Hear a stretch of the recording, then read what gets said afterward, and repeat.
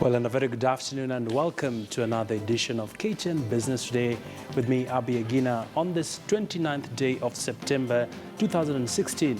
We're coming to you live from Nairobi's capital city, and we have a lot lined up for you this afternoon, including an update on what's happening at the national carrier Kenya Airways. They will be having an annual general meeting today, and we'll be getting more details on what transpired from that particular meeting. And also, the mining forum enters the second day. We'll be crossing over to Crown Plaza, where we'll be speaking to a number of those that are showcasing their products in the mining business. And of course, we'll also be updating you on how Kenya's film industry is performing. We'll be having a conversation around funding of the film industry, as well as an interesting conversation on boosting insurance penetration. We have the guest in studio already, and that is Salim Naidu, who is from Alliance Global. He'll be speaking to us shortly on matters to do with insurance. But let's start you off with a Twitter poll question for today. And we are asking you, what do you think Kenya Airways can do differently to regain its former glory as the pride of Africa? What do you think Kenya Airways can do differently to regain its former glory as the pride of Africa? You can tweet us using the Twitter handle at KT News, and remember to use the hashtag Business Today. And you can also tweet me at Agina Abi, and we'll sample some of your tweets along this broadcast. Now to that story on Kenya Airways, and national carrier Kenya Airways is set to give an update to its shareholders this afternoon as the company continues with its recovery strategy to bring back the struggling airline back to profitability. The event being held at the Pride Center is being presided over by KQ Group Chairman Ambassador Dennis Awori and KQ Group CEO Mbuvi Gunze.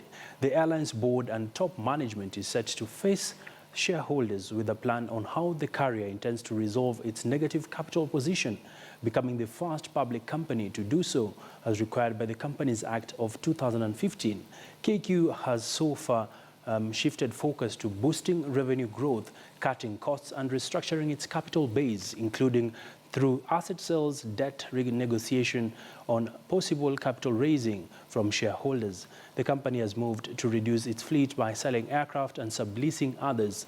It has also let go of scores of employees, including pilots, besides terminating some routes.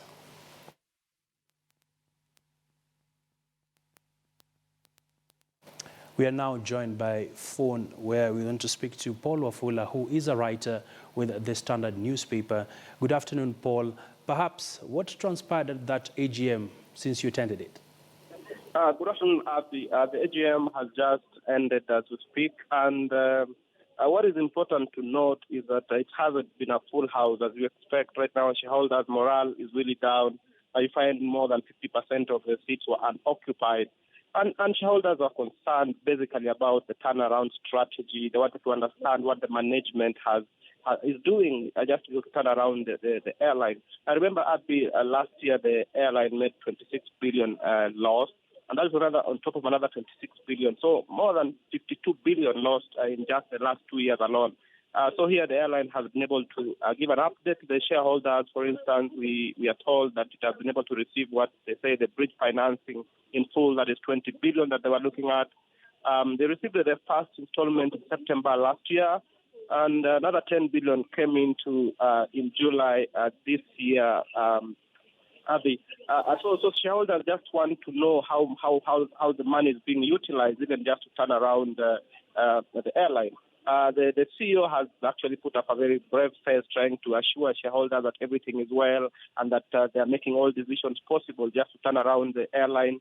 They have appointed a team of forensic auditors that have come to look into the books, and the report is out there. They say it's about 1,000 pages just to see who is going to be found culpable. And they say that they'll take any decision possible, be it disciplinary or prosecution, just to be able to ensure that whatever it is in there can be implemented.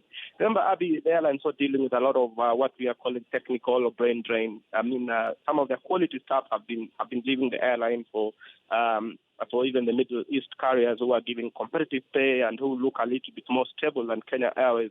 The airline has also lost about 5 directors in the last few days, and I saw these are really concerned for the shareholders who are asking that, look, if you are losing our key talent, how are you able again to turn around this? But I think the big story of the day has been that they have been able to nominate Michael Joseph to be appointed as a director of the company. So shareholders are going to vote, and maybe in another month or so we should be able to know if he's been elected. And I mean to say that Michael Joseph will be the right person to be able to steer the airline to the next glory, given his track record. I mean, we know what he did at Safaricom, from where he picked it to where he left it.